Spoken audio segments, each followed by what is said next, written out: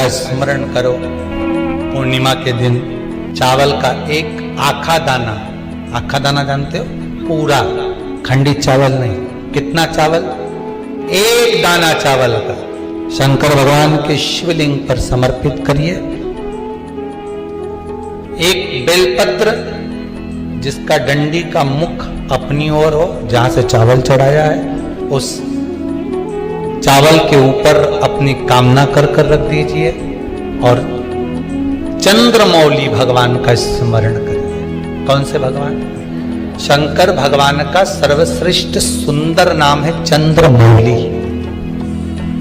चंद्रमौली भगवान का स्मरण करिए, अपनी कामना कर बेलपत्र समर्पित कर शिव जी पर एक लोटा पानी, एक जल पात्र समर्पित करो, कलश से जल चढ़ा दीजिए, नयनों में वो जल लगाकर अपनी कामना कर वापस घर को आइए। अगली पूर्णिमा आएगी, जो कामना करी है मेरा चंद्रमौली भोलेनाथ सबको कर ही देगा। पूर्णिमा की रात्रि को आप बड़े प्रेम से खीर बनाओ, चंद्रदेव की साक्षी में रखो, भोग लगाओ भगवान श्री हरि को। बन सके अगर लक्ष्मी की कमी है, लक्ष्मी नहीं आ रही है, व्यापार नहीं चल रहा है, तकलीफ बहुत ज्यादा है, घर में कष्ट है, कर्जा ज्यादा है, तो एक तांबे के कलश के ऊपर, तांबे के कलश में पानी भरना, कटोरी रखना, उस पर लक्ष्मी जी की मूर्ति रखना। लक्ष्मी जी की मूर्ति नहीं हो तो चांदी का सिक्का रखना। उसके सम्मुख में आप 31 दीपक घी के लंबी बाती के जला देना। महाराज एक एक कमल गट्टा उस 31 दिए के अंदर डाल देना और लक्ष्मी जी का पूजन करना, लक्ष्मी जी का स्मरण करना, खीर का भोग लगाना, पान के पत्ते पर खीर रखना, 5 पत्ते पर खीर का भोग लगाना और माता लक्ष्मी से विनती करना। सुबेरे 4 बजे तक वो रखे रहने देना, सुबह 4 बजे वो उठाना, लक्ष्मी को वापस तिजोरी में या सिक्का हो तो उसको अलमारी में रख देना। जो खीर बनी है तो प्रसाद के रूप में सुबह 8 बजे, 10 बजे, 9 बजे जब खाना हो प्रेम से खाना। माता जो दिए लगाए हैं वो ठंडे हो गए होंगे, उनको रखे रहने देना, बाद में काम आते रहेंगे, या दिए विसर्जन करना हो तो आपकी मर्जी। पर वो मट्टी के दिए लगेंगे, आटे के दिए नहीं लगेंगे, मट्टी के दीप लगाना है आपको 31। घी के दिए लगाना है, लक्ष्मी जी का पूजन करो, कंकुल, चावल, हल्दी, मूली से सब तरह से। पूर्णिमा की रात्रि को सुख मिलेगा, आनंद मिलेगा, लक्ष्मी की वृद्धि होगी, कार्य सिद्धि होगी। विश्वास करने की मना नहीं करते, अगर विश्वास नहीं करोगे, देखो एक सेठ को भी नौकर पर विश्वास करना पड़ता है कि हाँ वो कर रहा होगा, भले वो गलती कर रहा है, तुम जानते हो, सब तुम्हें मालूम है कि तुम्हें ऐसा फिर भी तुम उसको संभाल कर चल रहे हो। उसका कारण है कि विश्वास कर चलना पड़ेगा। संगत का बड़ा फल मिलता है। दरवाजे पर कार जितनी शोभा नहीं देती, उतना परिवार में संस्कार शोभा देता। कौवा उड़ते उड़ते मानसरोवर पर आ गया। बहुत सारे हंस बैठे हुए थे। सारे हंसों ने कौवे से कहा, ये मानसरोवर है, यहां केवल हंस रहते हैं, आप क्यों आए?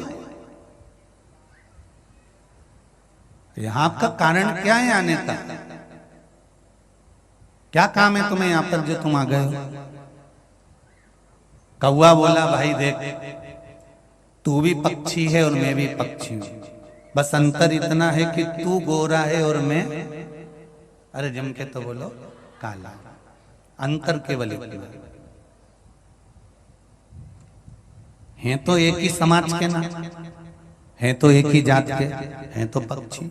हाँ, तो उसमें दिक्कत क्या हो गई? अगर मैं यहाँ मानसरोवर में आ गया तो फिर तकलीफ क्या है, क्या कष्ट? हंस ने कहा, भाई देख, ये मानसरोवर है और यहाँ पर केवल सत्संग करने वाले हंस ही रहते हैं। कौवे तू यहाँ से चले जा। कौवा नहीं गया। कौवा जिद कर अड़कर वहीं बैठा रहा।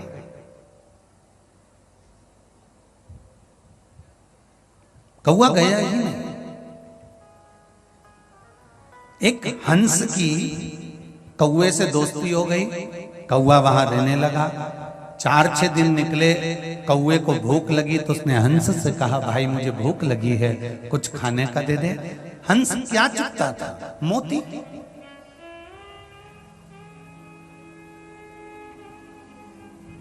हंस मोती चुगता था, इसलिए कौवे के लिए मोती निकाल कर लाकर कौवे को दिया, ले कौवे इसको खा ले। कौवे ने कहा मैं इसको खाऊंगा तो मेरी चोंच टूट जाएगी, मैं मोती नहीं खा सकता, मैं मोती को नहीं निगल सकता, ये मोती मेरे काम का नहीं है। हंस ने कहा भैया देख हमारे पास तो यही है, क्योंकि हम हंस हैं इसलिए मोती ही चुगते हैं, हमारे पास तो यही है। अगर तुझे खाना हो तो खा, नहीं तो भूखा रहे। कौवे ने जैसे ही मोती को उठाया और चोंच में लेकर उसको खाना चाहा तो मोती के कारण कौवे की चोंच टूट गई। कौवा भूखा रहने लगा, भूख के कारण बिलबिलाने लगा। तब कौवे ने हंस से कहा भाई अब मैं यहाँ नहीं रह सकता, तू मेरे साथ, मैं जहाँ रहता हूँ वहां चल। कौवा हंस को लेकर पहुंच गया शमशान में, बड़ के पेड़ के ऊपर जाकर बैठ गया। एक राजकुमार उस बड़ के पेड़ के नीचे बैठे हुए थे और वट वृक्ष के नीचे जैसे ही राजकुमार बैठे हुए थे, कौवे से हंस ने कहा, हंस बोला कौवे अब मुझे भी यहाँ पर रहते रहते 2-3 दिन हो गए, मुझे भी भूख लगी है, तो कुछ ला कर दे मुझे। कौवा कहता अब भी ला कर देता हूँ। कौवा उड़ कर गया, एक मरा हुआ कुत्ता पड़ा था, कुत्ते के मांस को कौवे ने उठाया लेकर आया और लेकर आकर हंस से कहा ये ले खा ले। हंस बोला मैं मर जाऊंगा और ये गंदी चीज नहीं खाऊंगा, ये मांस का मैं भक्षण नहीं कर सकता, मैं इस मांस को नहीं खा सकता।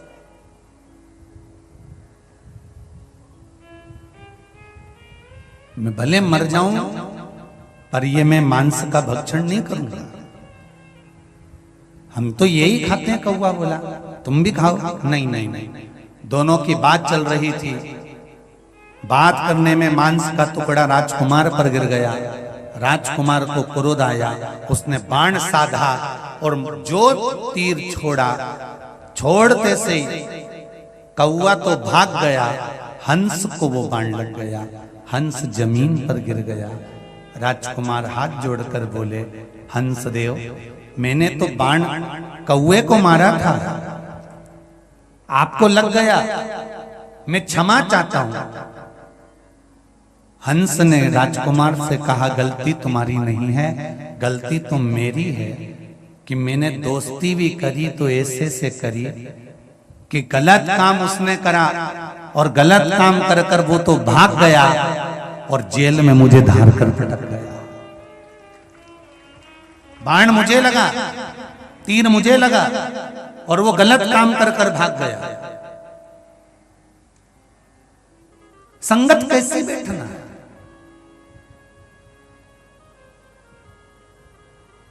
आज के नवयुवक बच्चे बच्चियां ये नहीं जानते कि हमारी संगत कहां है। कोई 2 शब्द मीठे बोलता है, इनको लगता है इसके बराबर कोई हितैषी नहीं। माता पिता के शब्द और गुरु के शब्द जिस व्यक्ति को तीर से भी ज्यादा चुभने लगे, माता पिता समझा रहे हो और गुरु समझा रहे हो और आपको उनके शब्द यदि तीर से चुभते हो तो समझ लेना कि तुम्हारे विनाश का समय आ गया, अब तुम्हें कोई बचा नहीं सकता। श्री शिवाय नमस्तुभ्यम। मेरे चैनल को सब्सक्राइब करें, बेल आइकन प्रेस करें, जिससे कि आपको लेटेस्ट वीडियो की नोटिफिकेशन मिल जाएगी।